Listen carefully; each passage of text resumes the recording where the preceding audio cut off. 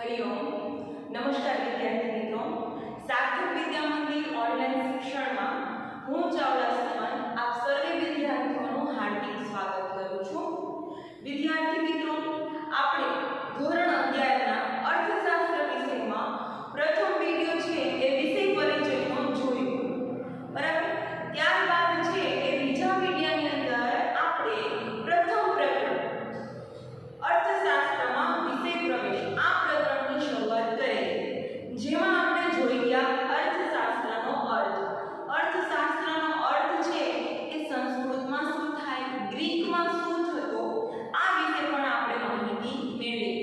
ત્યાર પછી આપણે જોયું કે અર્થશાસ્ત્ર છે એને આપણા માનવ જીવનની અંદર જે ચાર પુરુષાર્થ ધર્મ, અર્થ, કામ અને મોક્ષ આ જે ચાર પુરુષાર્થ રહેલા છે એમાં અર્થશાસ્ત્રને અર્થ સાથે લેવા દેવા છે. આવું આપણે જોઈ ગયા.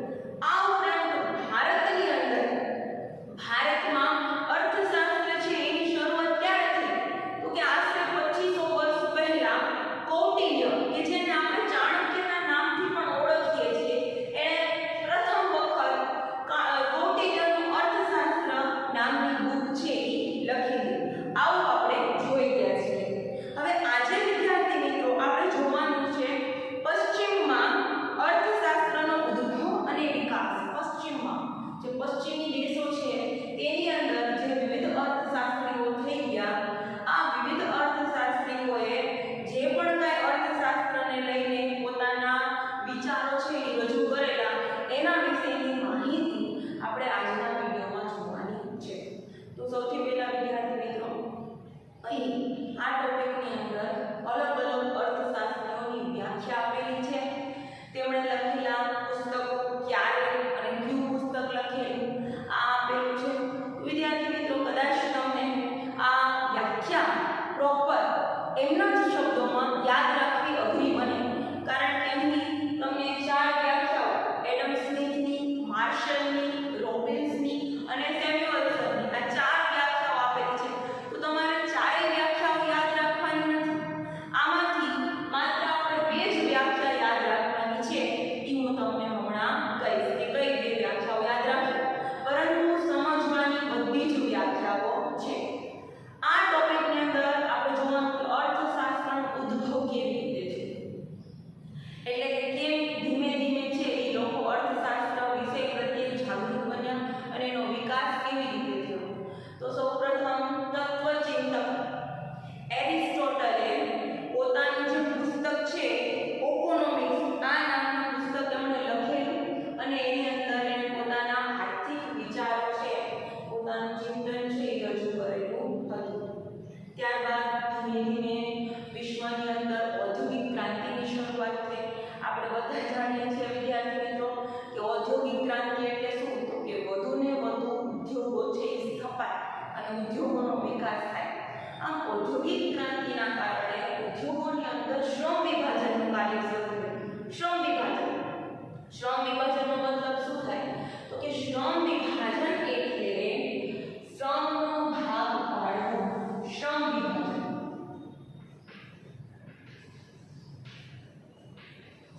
વિભાજન, શ્રમ એટલે કામ, વિભાજન એટલે કામની ભાગ પાડવા, કામની વહેંચણી કરવી. શ્રમ વિભાજનના કારણે વિશિષ્ટીકરણ થયું. વિશિષ્ટીકરણ એટલે શું તો કે વિશિષ્ટીકરણ એટલે કોઈ પણ કામ એકને એક વ્યક્તિ દ્વારા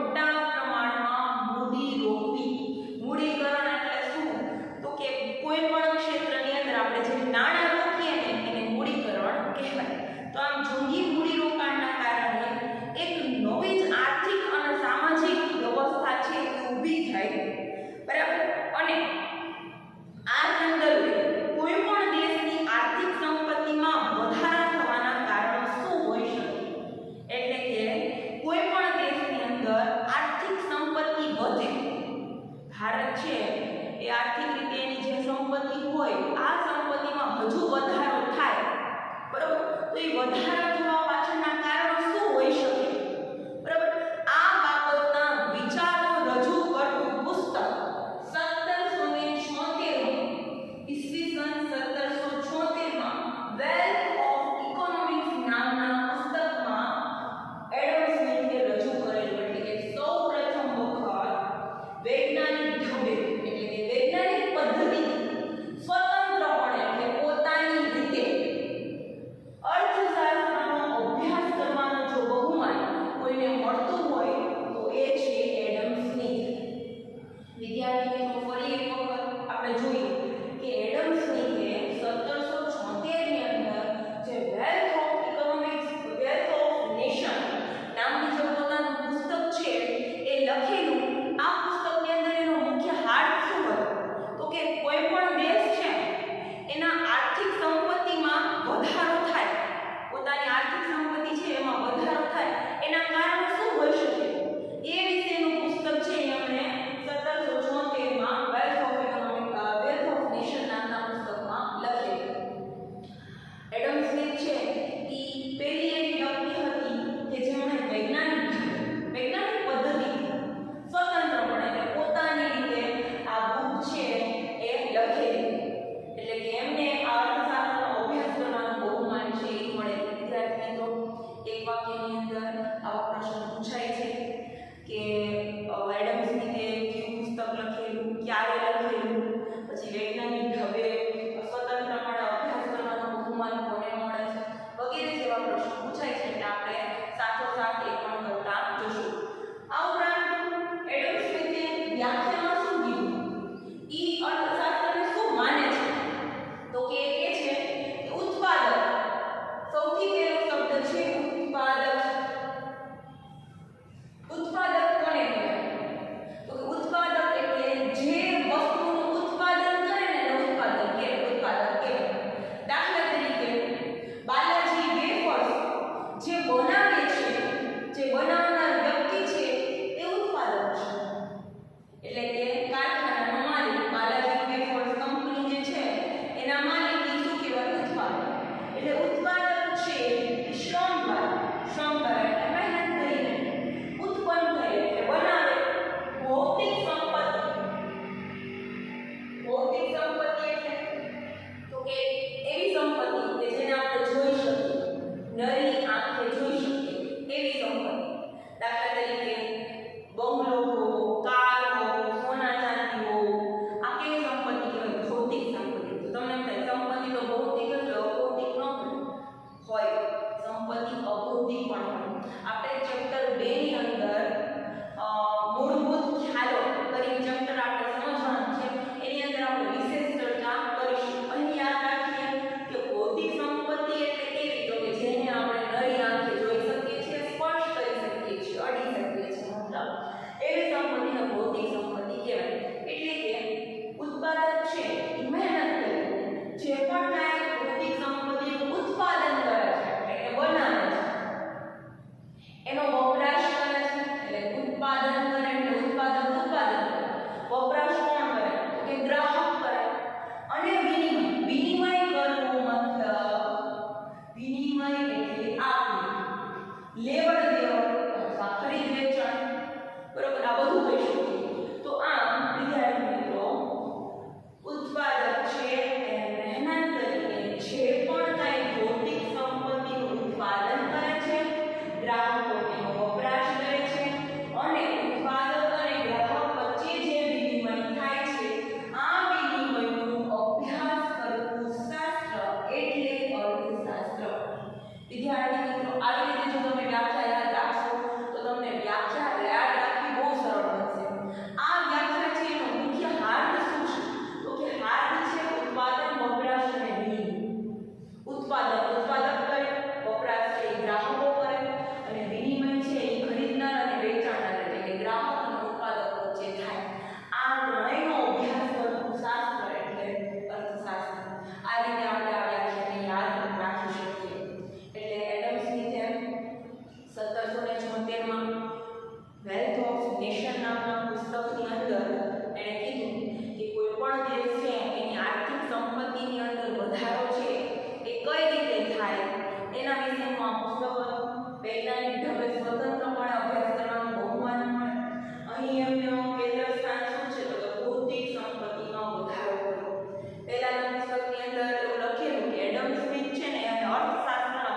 કહેવામાં આવે છે.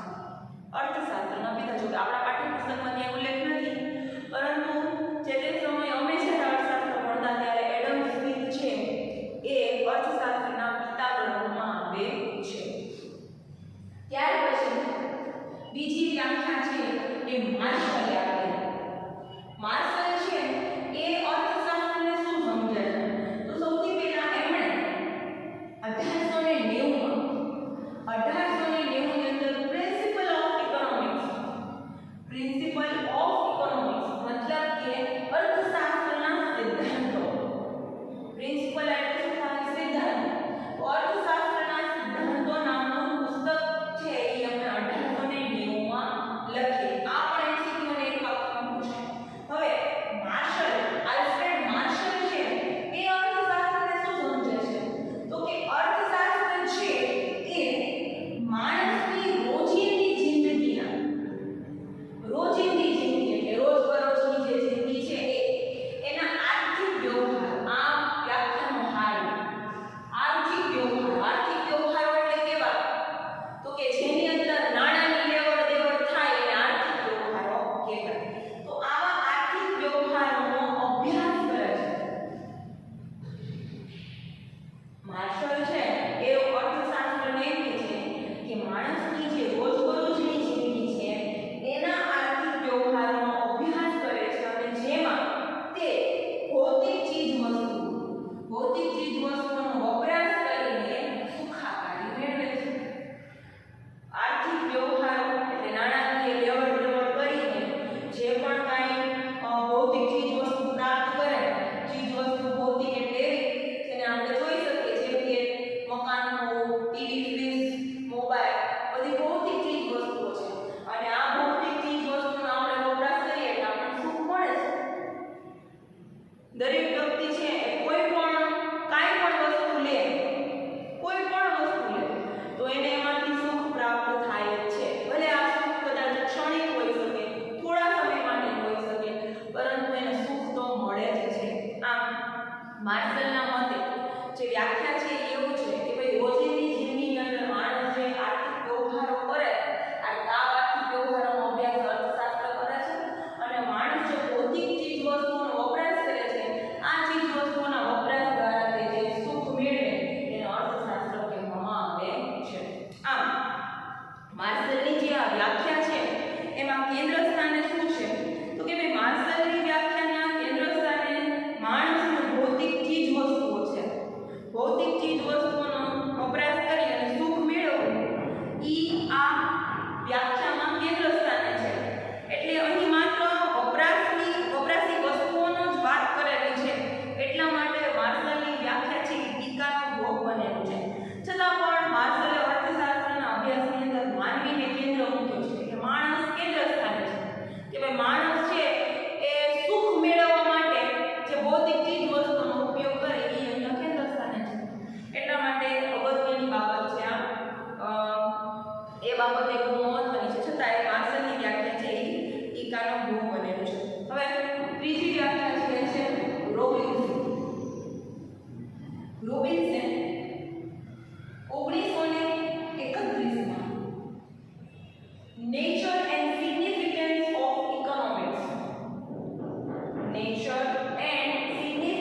ઓફ ઇકોનોમિક્સ નામનું પુસ્તક એમણે લખ્યું. રોબિન્સ છે એ અર્થશાસ્ત્રને વાસ્તવવાદી વિજ્ઞાન તરીકે રજૂ કર્યું છે. વાસ્તવવાદી વિજ્ઞાન એટલે કેવું? તો વિદ્યાર્થી મિત્રો, કોઈ પણ બાબત હોય ને એમાં બે પરિસ્થિતિ હોય. એક આદર્શ સ્થિતિ હોય અને એક વાસ્તવિકતા હોય. આદર્શ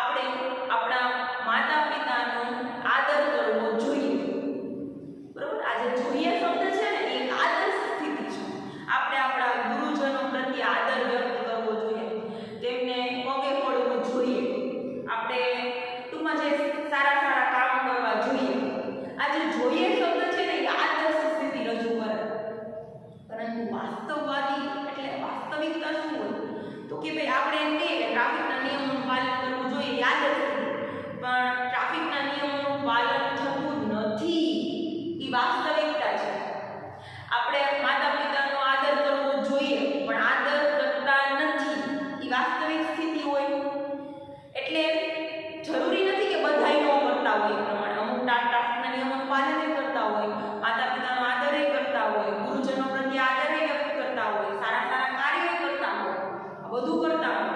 પરંતુ આદર સ્થિતિ આમ હોવું જોઈએ પણ એ પ્રમાણે બધું હોય એવું જરૂરી નથી. તો એ જે વાસ્તવિક સ્થિતિ છે ને એને વાસ્તવવાદી વિજ્ઞાન કહેવાય. તો રોબિન્સ છે ને એ પોતાની વ્યાખ્યાની અંદર પોતાની નેચર એન્ડ સિગ્નિફિકન્સમાં એણે એવું કીધું કે અર્થશાસ્ત્ર છે ને એ આદર્શવાદ નથી, વાસ્તવવાદી છે.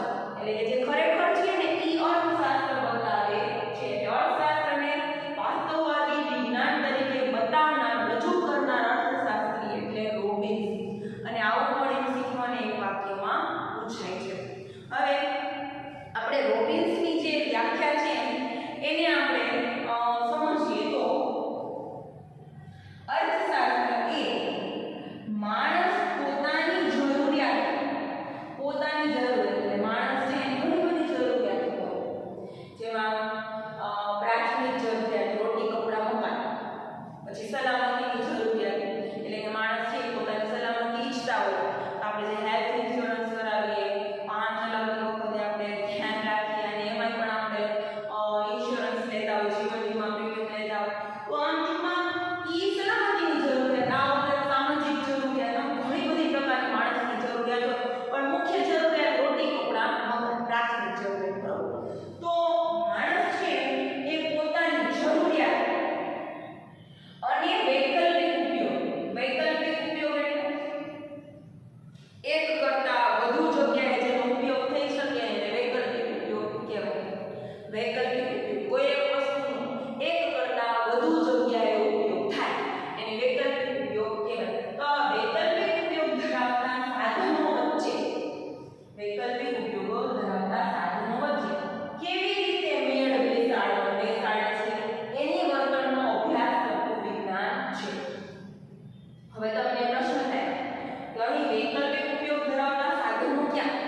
તો હું તમને એક ઉદાહરણ દ્વારા સમજાવું કે ભાઈ જમીન છે, આપણને ખબર છે ઉત્પાદનના 4 સાધન: જમીન, મૂડી, શ્રમ અને નિયોજન.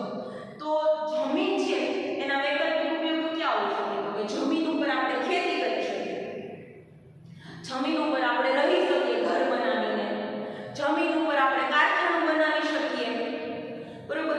એ જ જમીન ઉપર આપણે આપણું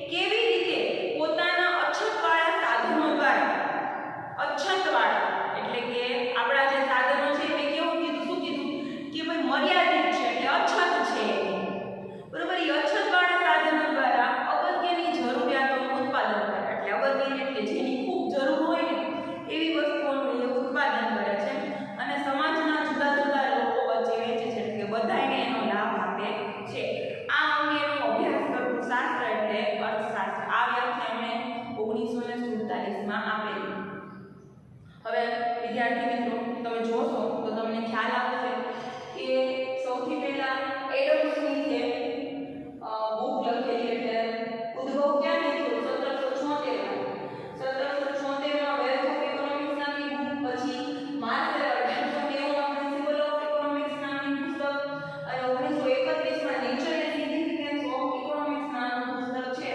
એ અલગ અલગ અર્થશાસ્ત્ર સમયાંતરે લખેલું આમ અર્થશાસ્ત્રનો ઉદ્ભવ છે એ થયેલું. આપણી આટલી વ્યાખ્યાઓના અંતે આપણે મહત્વના મુદ્દા તારવીએ તો સૌથી પહેલા અર્થશાસ્ત્ર એ માનવીના આર્થિક વર્તનનો અભ્યાસ કરતું શાસ્ત્ર છે. અહીં આ વ્યાખ્યામાં કીધેલું કે આર્થિક વર્તનનો અભ્યાસ કરતું શાસ્ત્ર. પછી સેમ્યુઅલ રોબિન્સે વાસ્તવદર્શી વિજ્ઞાન કીધું અને અભ્યાસની અંદર વૈજ્ઞાનિક પદ્ધતિનો ઉપયોગ કરવામાં આવે છે એટલા માટે તે સામાજિક વિજ્ઞાન છે. આવું આપણે અલગ અલગ વ્યાખ્યાઓની અંદર શીખ્યા. વિદ્યાર્થી મિત્રો ખાસ પ્રથમ ચેપ્ટર આપણું છે અર્થશાસ્ત્રમાં વિષય પ્રવેશ. હજી આપણે અર્થશાસ્ત્ર શું છે એ જ સમજી રહ્યા છીએ એટલે માટે આપણને આમાંથી ઘણા બધા શબ્દો અજાણ્યા લાગે, નવા લાગે, ન સમજાય. આવો પ્રશ્ન ઉદ્ભવે તો તમે વારંવાર એ શબ્દોનું પુનરાવર્તન કરો, જોવો, જેથી કરીને તમને વધારે ખ્યાલ આવશે. તેમ છતાં અહીં મેં તમને પરીક્ષામાં પૂછાય અને મહત્વની એવી બાબતોની નોંધ લઈ લીધી છે. આપણે બધાએ બુક બનાવવાની છે, એક પુસ્તક બનાવવાનું છે અર્થશાસ્ત્રની નોટબુક, જેની અંદર આપણે પોઈન્ટ્સ લખીશું. પોઈન્ટ્સ એટલે મુદ્દાઓ. તો આપણે આ જે મેં બોર્ડ વર્ક કરેલું છે એ બધા મુદ્દાઓ આપણે આપણી ફેરબુકની અંદર લખીશું, જેથી કરીને આમાંથી જ આપણા પ્રશ્નો છે એ પૂછાય તો આપણને યાદ રાખવું છે એ સહેલું બને એટલા માટે. એટલે આપણે બધા જ એક બુક છે એ મેન્ટેન કરશું અને રેગ્યુલર એની અંદર આપણે લખીશું. આજના લેક્ચરમાં વિદ્યાર્થી મિત્રો આટલું જ. ફરી મળીશું.